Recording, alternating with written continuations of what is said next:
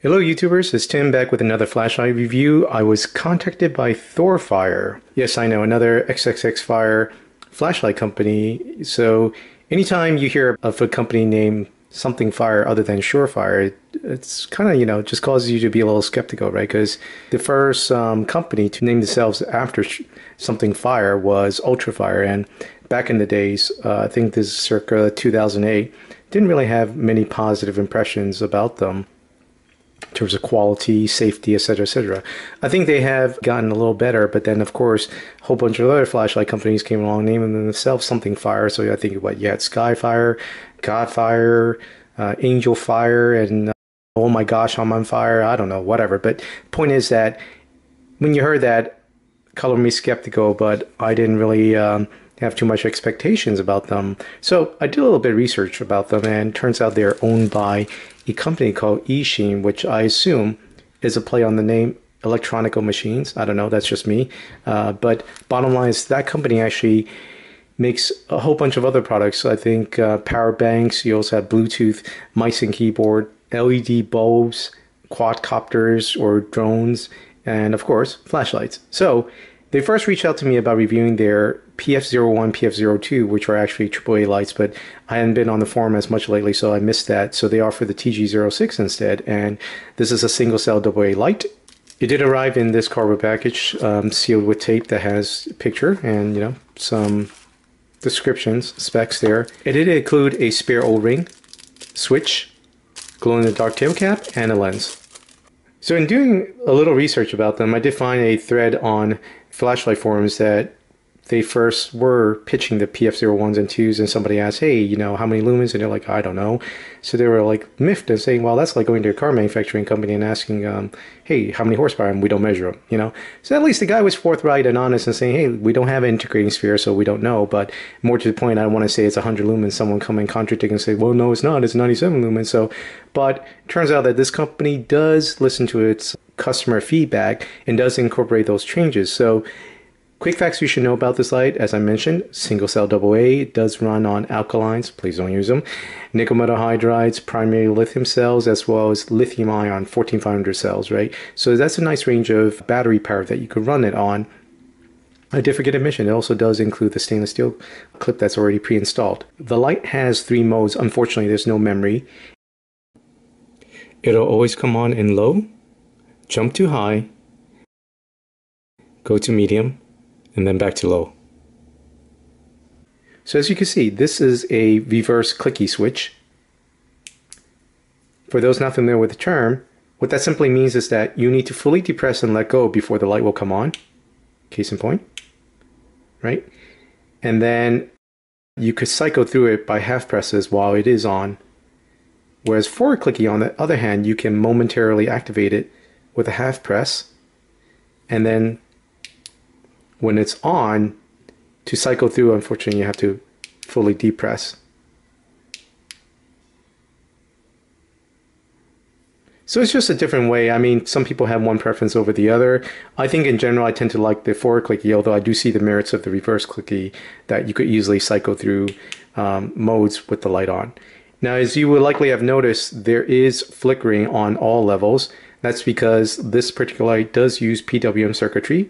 For those not familiar with what that means, it stands for pulse width modulation, and it's a way of basically flickering the light on and off really quick to simulate different output levels, as opposed to a current control circuit, which actually adjusts the current to control the output of the light. Now, PWM is generally cheaper, however, of the fact that it's undesirable is that you could some people are sensitive to it, right? Especially when it's not properly implemented. Now, in this light, unfortunately, I am somewhat sensitive to PWM, and I do notice it, especially on the low mode.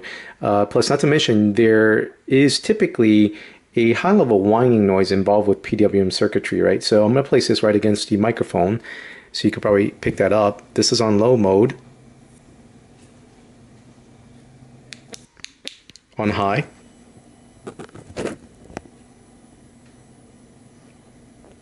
On medium.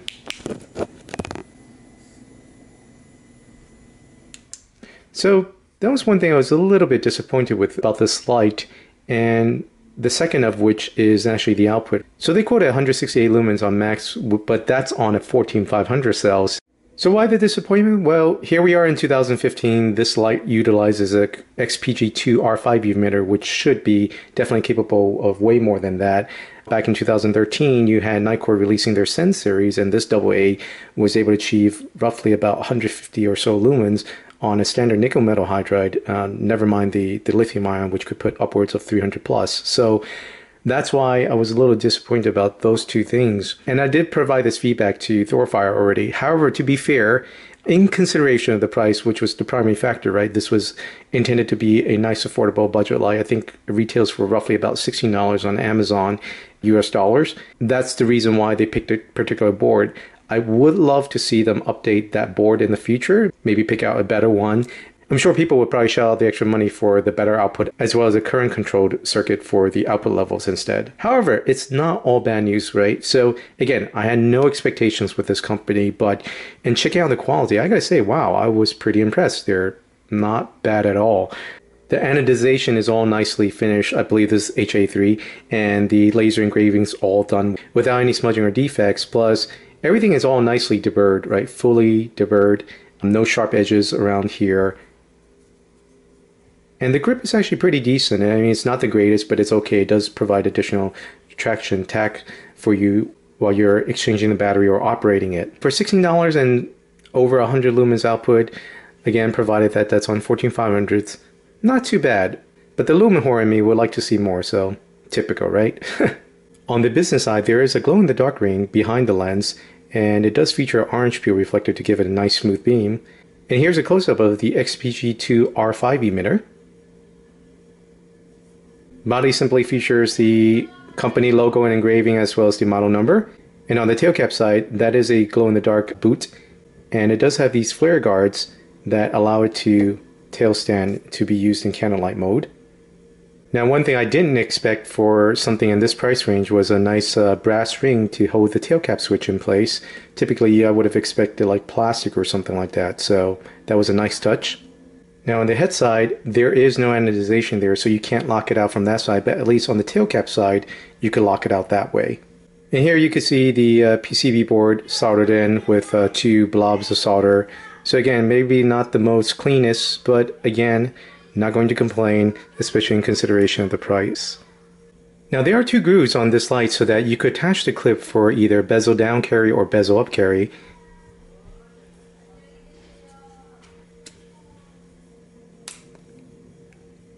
In which case, you can now take this and attach it to the bill of your cap to use it as a makeshift headlamp.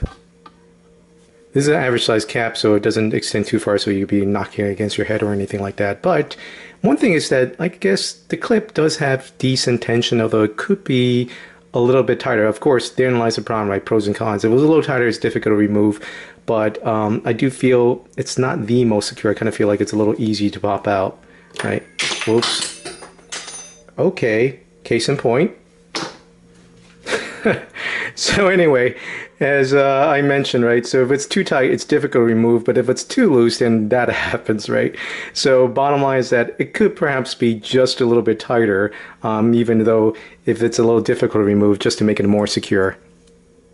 So again, getting back to the quality, like I said, reasonably, I am pretty impressed overall, especially in consideration of the price. But of course, you can see already there's some wear marks or perhaps imperfections in the application. I think those are really more wear marks than anything, perhaps from the clip itself. And just now, by attaching the clip, you can probably see that. I mean, you'll probably see that on other flashlights as well, but overall, I really have not much to complain about with this light. So because of my initial negative impressions of the output and the PWM, I decided to just really carry around, use it for a few weeks before I actually did the review, and overall I gotta say I'm pretty impressed.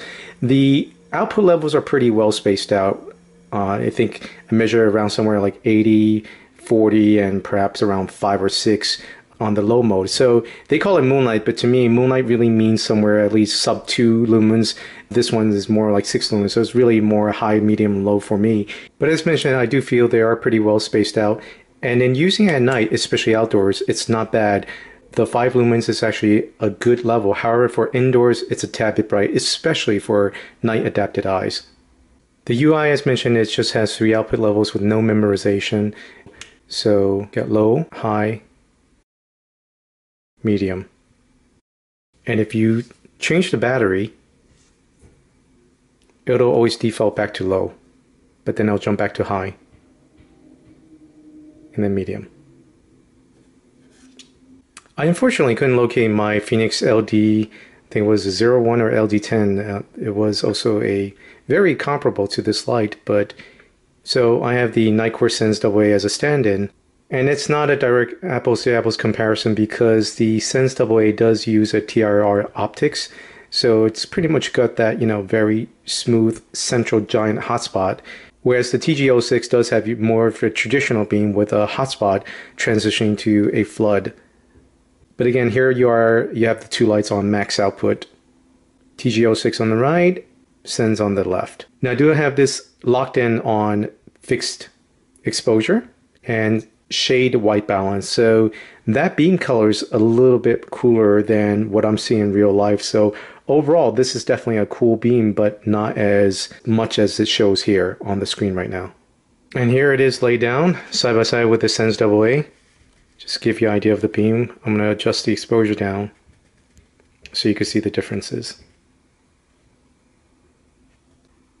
Now in terms of overall size, it does rank as one of the more compact lights. Of course, can't compare it to the Sens AA because that doesn't feature any switches, just a twisty. But compared to other tail cap light switches, AA size, you have JetBeam's original RRT0, which still to this date remains one of my favorite lights. Tautronic's TF01. To be fair though, this particular light does come with extension and can be used as a AA light, so this is a little bit chunkier. And then finally you have the TG06, which as mentioned is very similar in size to Phoenix LD01 if I remember correctly, or LD10. Sorry, I don't have those lights right in front of me, so I can't remember which was which. One was a AA, the other was a AAA, but feel free to throw into the comment if you know. In closing, I think this line actually has a decent amount going for it. Of course, the price comes into heavy factor here, but perhaps it's not for you if you are sensitive to PWM, and if you are looking for something for much higher output, then yeah, you probably have to look elsewhere. But for a single cell AA light that outputs over 100 lumens, well, on 14500s, offers 3 nicely spaced output levels, very good build quality, and with a company that actually engages their customers on the forums, I think, as mentioned, it's got a decent amount going for it. I would like to see them change that circuit board to a current controlled one and perhaps figure out a way to bump up the output level, which I assume would probably come naturally with that upgraded circuit board. So bottom line, an excellent light for the price, but just not for those who are sensitive to PWM. Hey YouTubers, help me spread the word. If you felt this review was helpful, please like, subscribe, and share. As part of FTC disclosures, the TG06 was provided by ThorFire for review. Thanks again for watching.